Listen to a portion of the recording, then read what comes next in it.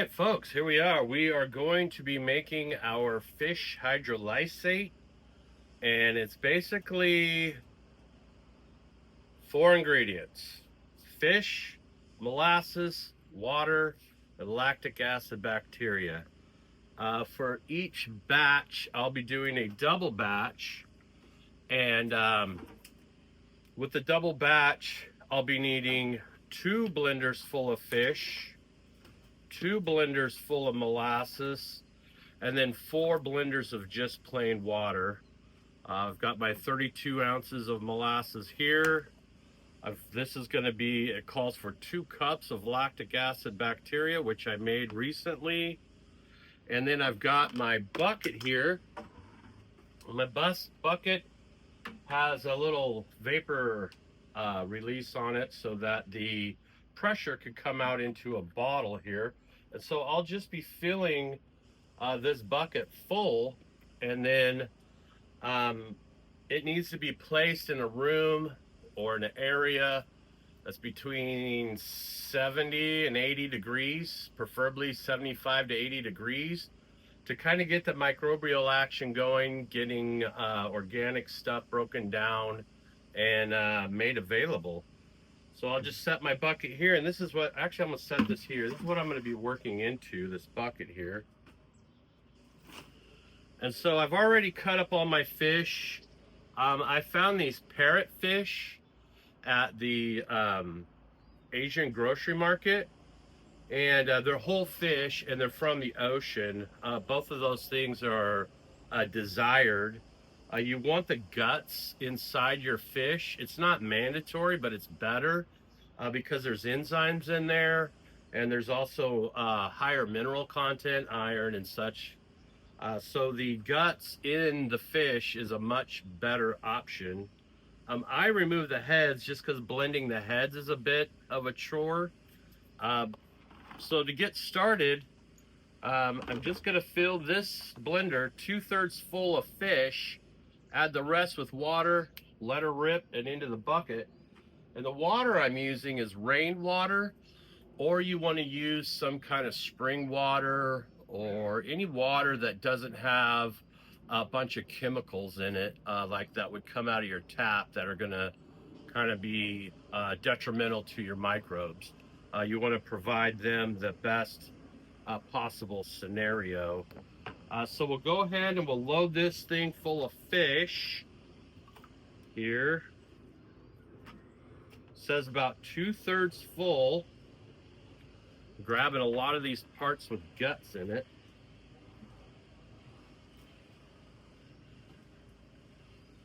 There we go. A little more. And then we're going to add water to this somehow. Hold on, folks. All right, we're back, and we're just going to add our water now. And this is rainwater, like I said, that I collected in my rain barrel. So pour that in there. I'm not going to fill it all the way to the top with water yet. Just want to see how this goes.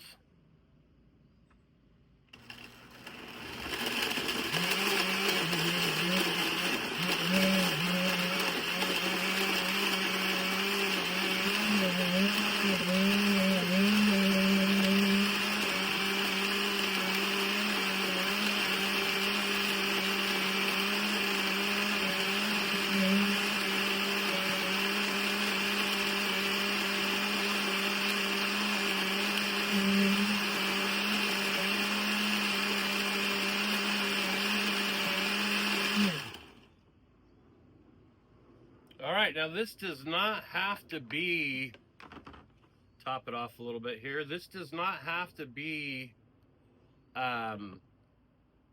fully liquefied. There can be little chunks in there because the microbes are going to break all that down. So we're adding 1 pitcher of fish. Now we'll prep our second pitcher of fish, all the good old guts.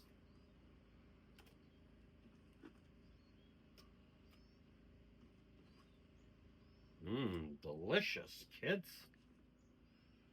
Smells like going to the aquarium. All right, that one's nice and full. Well, 2/3 full. We'll add our rainwater. Have us a nice little parrotfish smoothie. Delicious. All right, let it rip.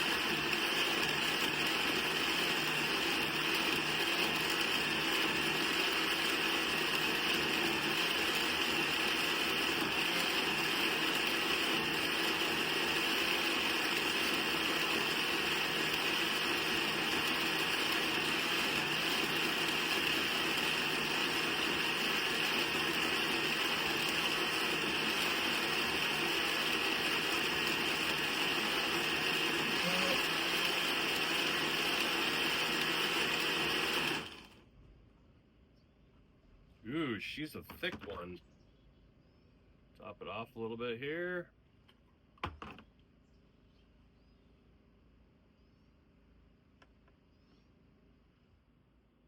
All right, our second. Just like Mama makes. Yeesh. All right, so now we're gonna do our molasses. And so if I was measuring this out for one batch, I'd be doing 2 cups per thing. Oh gosh. 2 cups per batch. I'm doing a double batch, so it's gonna be a total of 4 cups, which is my 32 ounces. So what I'm gonna do is I'm just gonna, and I know this whole thing's going in, so I'm just gonna eyeball each little portion here. And then of course I want to add my rainwater again.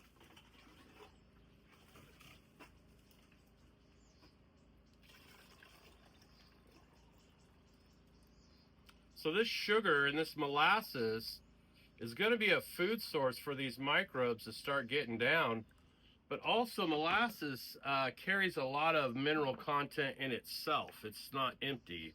There's iron, magnesium, all kinds of stuff in this unsulfured molasses. And that's kind of a important point, is you want unsulfured molasses.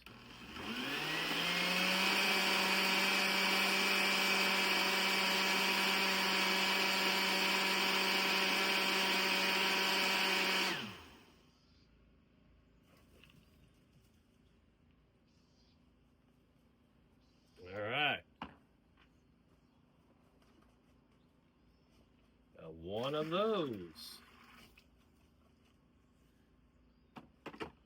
Now we'll put the rest of the molasses in there.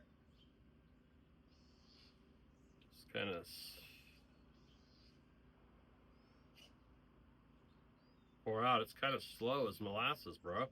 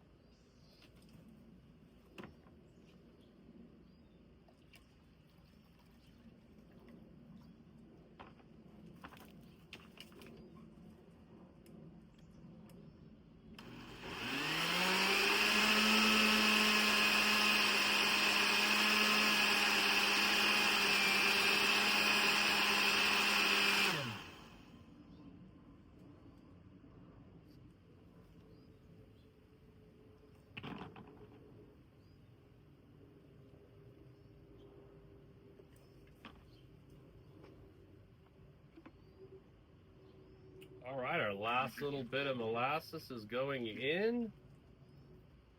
And now we need 4 of these of just plain rainwater. So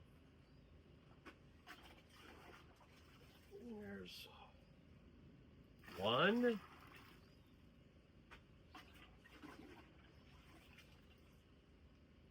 2,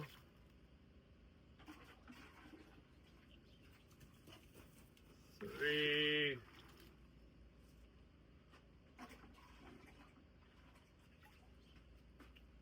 4. All right, we got our rainwater in. And so now we're just gonna add our labs, our lactic acid bacteria here that we created a few days ago. It's fresh and rich and beautiful.